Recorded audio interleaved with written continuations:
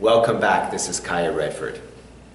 So we've been talking about and learning about N.L.P, Neuro-Linguistic Programming, which is the study of human excellence. Now, some specific areas where it's very useful, very powerful is in leadership.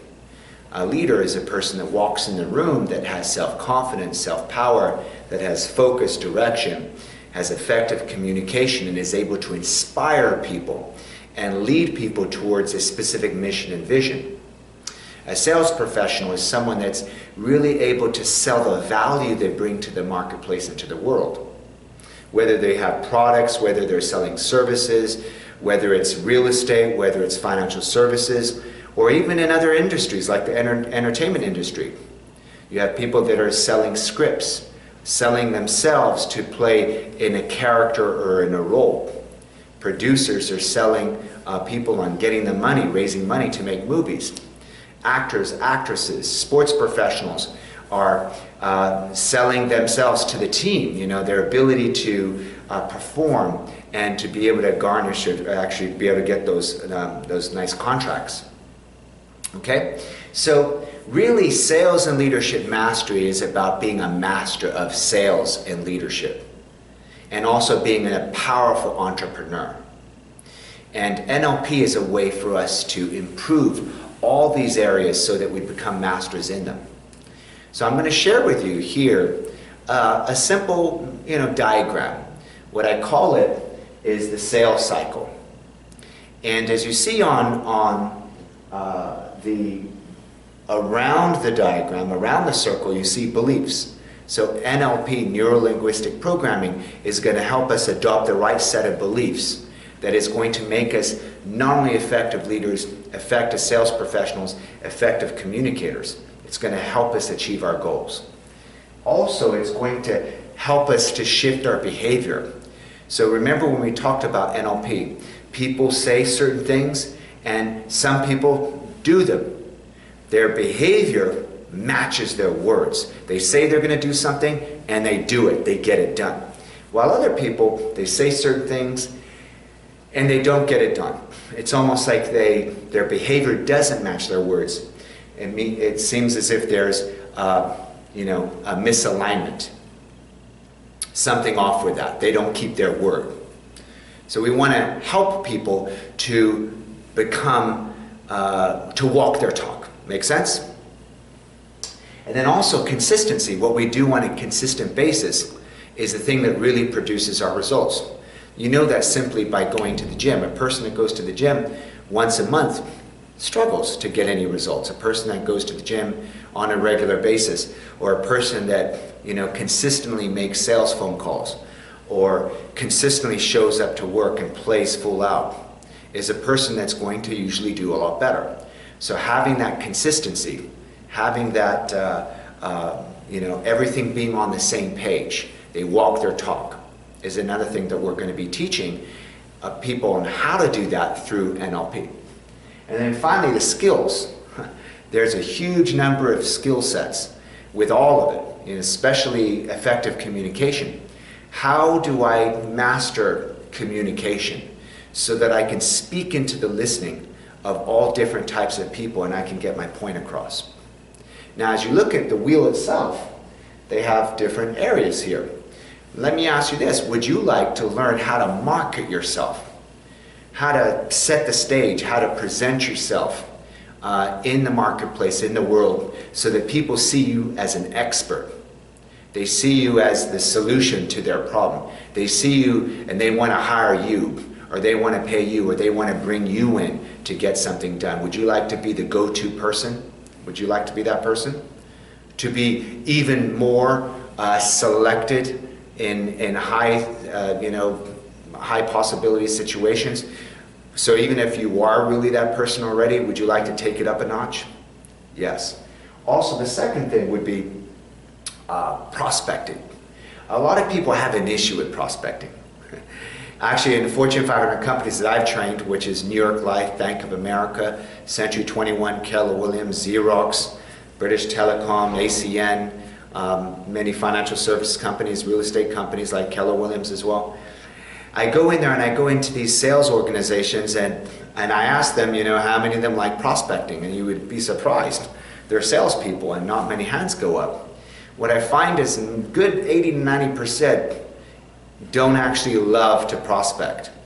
I think it has to do with a little bit to do with introvert, extrovert, and some other things too. The extreme extrovert likes to go up to strangers all the time and talk to everybody. A person that's an extreme introvert, or in the middle between introvert and extrovert, sometimes has a little bit more apprehension in talking to people and getting out of their comfort zone. So if you knew for a fact that you could create even greater results by finding a way to be even more comfortable and natural and graceful and have fun prospecting, meeting people, and inspiring them to buy your products and services, would you like for me to share with you how to do that? Awesome, awesome. What would be the next thing? Approaching people. You know, that moment when we approach someone, for some people is very awkward. I find some people find that awkward. And it's interesting because I find that when I ask someone just, you know, go meet someone and say hi. Some people still have a little awkwardness or difficulty with that. Other people find that's not bad, that's okay. But when I ask them, okay, go meet this person and talk about what you do and see if they are a match for you, and your goal is to get the business card and set up, you know, a meeting and, you know, communicate to them as if they're a potential client or a prospect. What I find is people get a little bit tense. Not everybody, but a lot of people get tense, they get a little nervous twitch, there's this uncomfortable feeling with that. Now, maybe you find yourself there, maybe you're totally great with that. Either way, would you like to be able to be even more effective in approaching people? Would you like to be the person that when you meet someone, within moments they say to you, oh my gosh, I feel like I've known you my whole entire life? Has anybody ever said that to you? Yes? Would you like to be able to create that energy with someone, with everybody you meet? Doesn't matter whether they're young or old, doesn't matter what culture, what race they come from, to be able to connect at the deepest level, just with simple things, with anybody, anywhere, anytime, so that almost everybody feels like they know you when they first meet you. Would you like to be that person that can achieve that and do that? That's right. Awesome. Also, fact-finding. Would you like to learn how, within any business you're in, how to ask the right questions, how to elicit the deepest wants, the deepest needs, the deepest values, the deepest, you know, the criteria, what someone's specifically looking for, and also their emotions, how they feel about what they're looking for. Would you like to be able to elicit that and find out what you need to know about the person through very powerful questions that actually gets them talking to you, as opposed to having you doing all the talking and pushing. You're just more attracting, and you have a very natural and graceful way of communicating that gets the person leaning in and wanting to talk to you and finding out about what you do and wanting you to be to provide your services and products to them. Would you like to be able to do that on an even higher level? Awesome, awesome. Determining the need. So now that we've got this information, would you like to have a very strong way of deciphering what it is that they need and what it is that you have that can serve their need? So determining their need and being able to navigate through all this information and be very clear and very focused on what you know that they need and how you can deliver it to them, how you are the one person, the right person, you are the perfect person to deliver what they need to them. Would you like to learn how to be able to do that to an even higher level? Awesome, awesome. And then finally, the last few over here, designing the solution. You know, there's a process, we call it problem, reaction, solution. You know, when we find a problem, we want to help people solve the problem, so we want to be able to design the solution the exact solution that they need so that they get what they want? Would you like to be even more effective in the way you think and the way you present something? You're able to design the solution that's exactly what they need and how they need it so that they will sign up with whatever you're offering, your products or services. Would you like to be able to do that to an even higher level? Yes. Good, good, good. Presenting the solution. This is a very interesting one because I find sometimes that people could even have the right solution, and just by the way they present it, it can turn out to be a successful outcome or it can turn out to not be a successful outcome. I'll give you an example. I'll ask you a simple question. Have you ever wanted something and you went into a store, you knew exactly what you wanted, and you walked in and you walked up to a sales professional and you said, okay, I want this, and you knew you wanted it, but just by the way that they talked to you, the way that they approached you, the way that they sort of handled your request, the more they talked, the more you started to feel put off.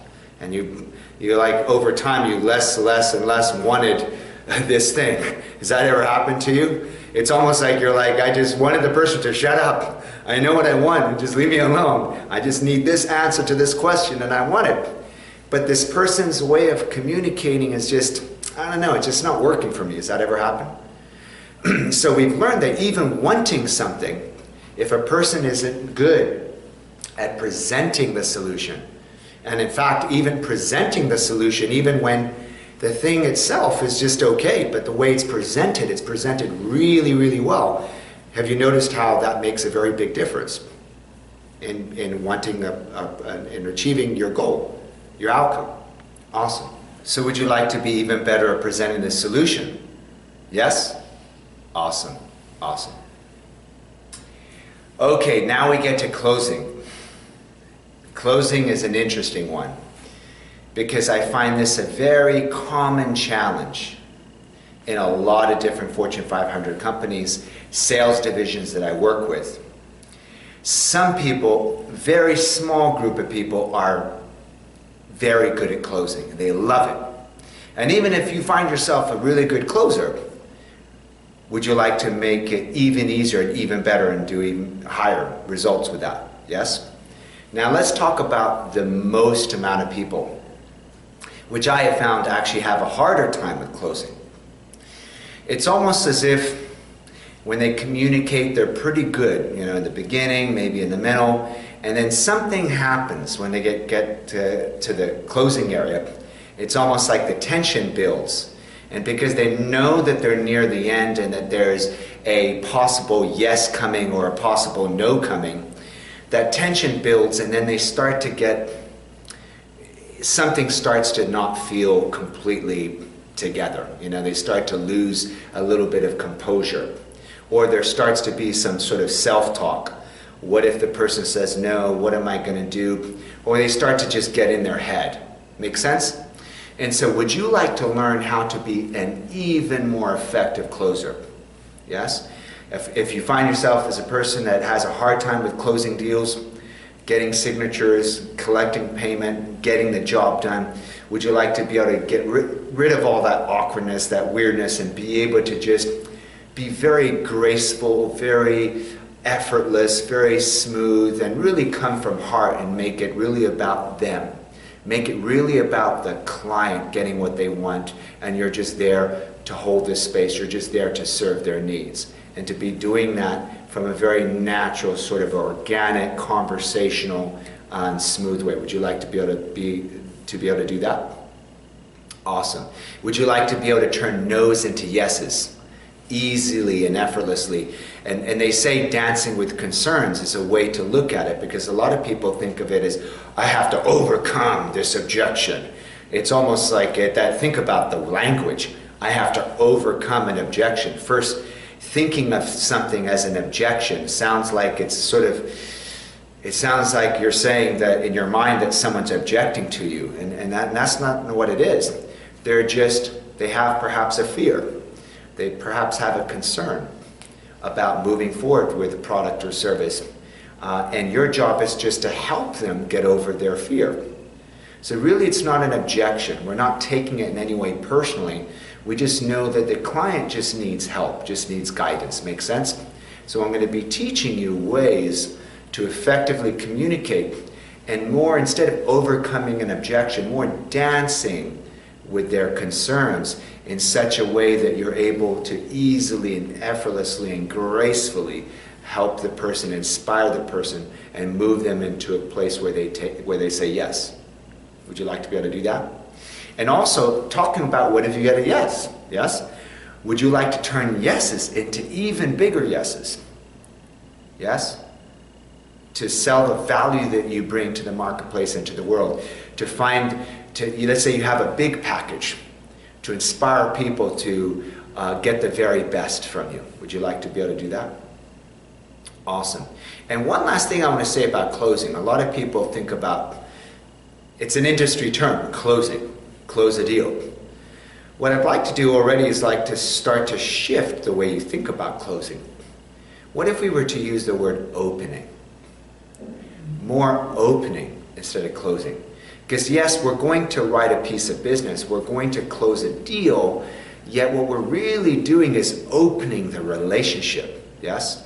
Opening the relationship with that person so that we have repeat customer, repeat business for a lifetime. And then we can also get what? Right, we can get referrals. So really it's about opening and blossoming that relationship. Make sense? Would you like to learn how to do that to an even higher level? Yes. Awesome, awesome, awesome. Delivering and servicing.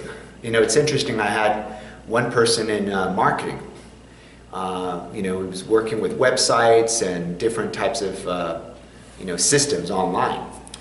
And this was the one that he had a challenge with. And I said, well, what's the challenge? He says, well, Kaya, I'm good with some of these other things. Of course, I can improve all of these other things, and that's the reason why I'm here.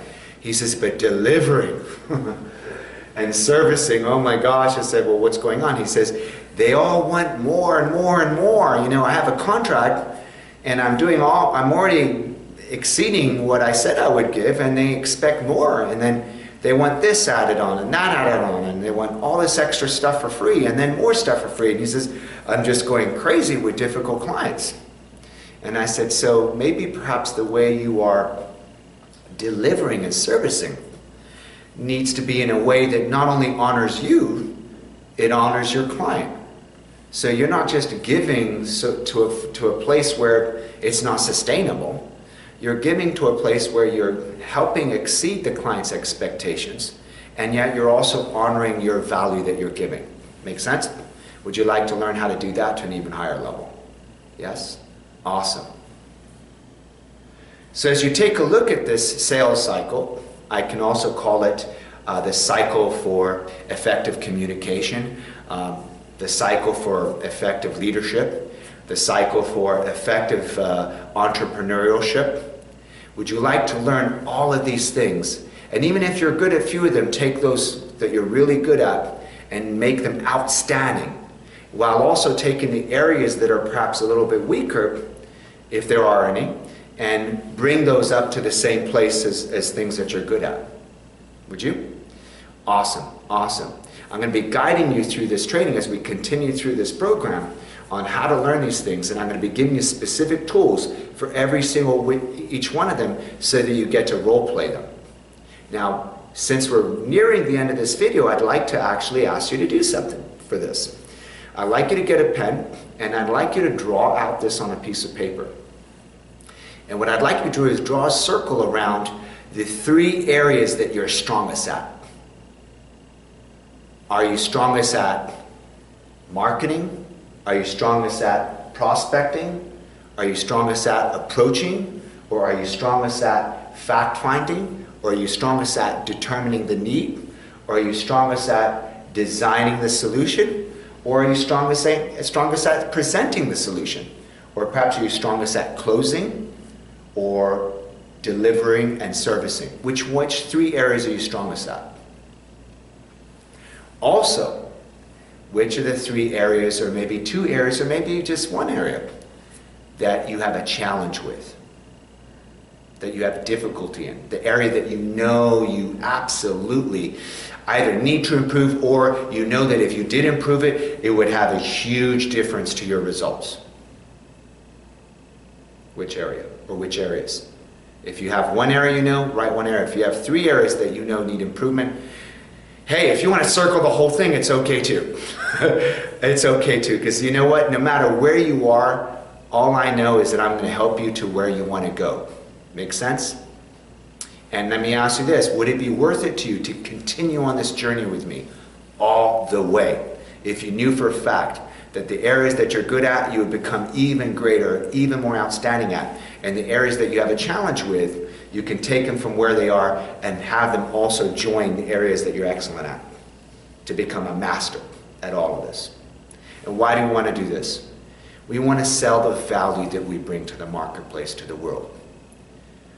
Yes, the more we contribute, the more as compensation we receive monetary compensation ourselves, so you will receive monetary compensation yourself. The better you get at this, at all of these things, will be directly proportionate to the results and the money that you see coming in as a result of your mastery of these things. Make sense? Would it be worth it to you to become master at these things if you knew for a fact that you could create an amazing life for yourself? Or even if you already have an amazing life, take it up to the next level? Or even if you're struggling, find your way to a great successful life? Would it be worth it to you? Awesome, because I'm going to be your tour guide. Awesome. Great video, yes? I'll see you on the next video.